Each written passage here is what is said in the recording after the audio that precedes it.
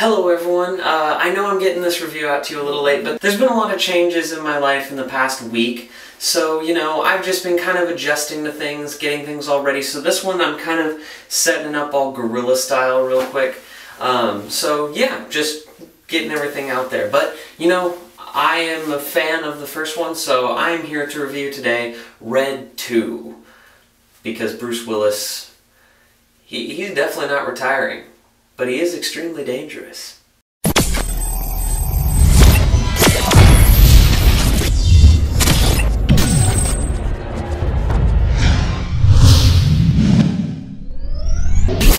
Red 2. I went into the first Red a while back, and it ended up becoming one of my more favorite movies that year. I was really pleasantly surprised by the first Red. So, when I found out they were doing a sequel, I said, oh, cool, I didn't know they were going to make a sequel to something like that. It seemed very isolated in its own way.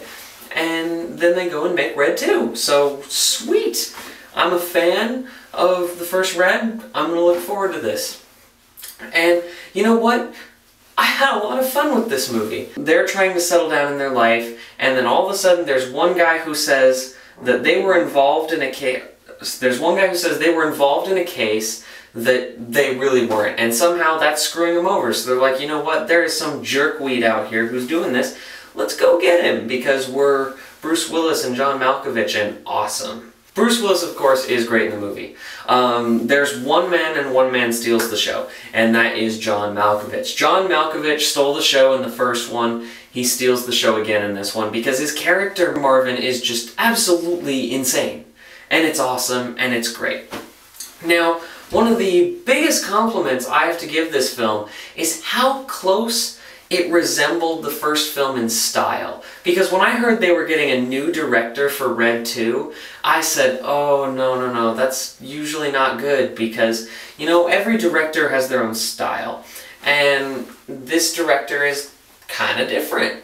And when we see this new Red 2, he did his best to mimic the style or aesthetic of the first Red without being a copy. So there's a lot of things that look very unique to Red. He captures those and then turns it into his own thing. So you can tell it's a sequel, but I don't know, it has its own vibe, really.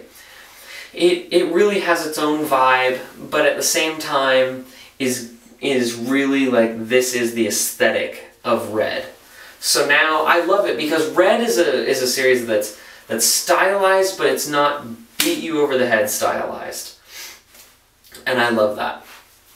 Now, honestly, acting-wise, I think the weakest link, and I just want to say I love the guy, but Anthony Hopkins to me felt a little out of place. Anthony Hopkins, fantastic actor. I know there's probably some people out there right now who are sitting there and thinking this one thing. That somehow, because I said that I felt like he was a weak link in this, that's me saying, I hate Anthony Hopkins' performance in this movie. I think he's a bad actor. Please allow me to go enjoy Sharknado for its acting talent. No, guys, if that's one of you, I love Anthony Hopkins. Silence of the Lambs is one of the greatest movies ever made. But what I have to say is that Anthony Hopkins to me felt a little out of place. His character, I didn't get that he was menacing. When I'm sitting there watching him and doing his spiel, I didn't see him as like a tough, awesome guy who would be able to go toe-to-toe with any of these people, good or bad. And so I was sitting there going, he seems like that quirky sidekick. And at first they start to play him as that, and then they start to almost like give him his own like independent spiel, and I'm like, it's just not working for me. That's the one complaint I had about the film. Other than that, I think that the story's great. They covered a lot of kind of deep issues about couples and relationships and trust issues, and it's really great, and I really enjoyed it. I walked out of the theater with a smile. This is not a movie that's designed to win an award, clearly. What I'm saying is that I walked into this movie going, I like the first Red, I'd like to see what they do with these characters. And I walked out with a smile on my face saying I had fun.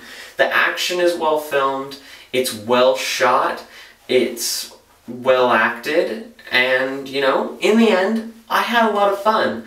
And I'm going to go with an 80% because I really enjoyed this movie a lot. I was originally going to go somewhere around the 70% range. Is it better than Red 1? Not really, because Red 1 was just very unique in itself.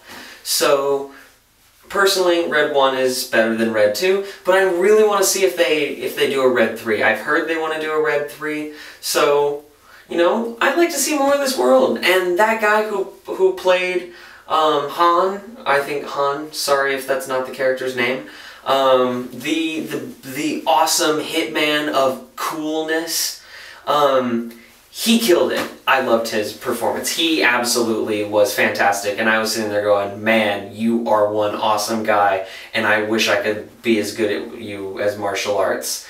And I was sitting there going, man, I can't fight worth anything after I've seen this guy.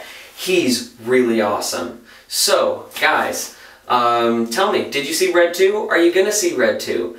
If you're on the fence about it, go see it in the $3 theater or like a $2.50 theater, whatever you have in your area that's like the discounted movies after they've been out a while.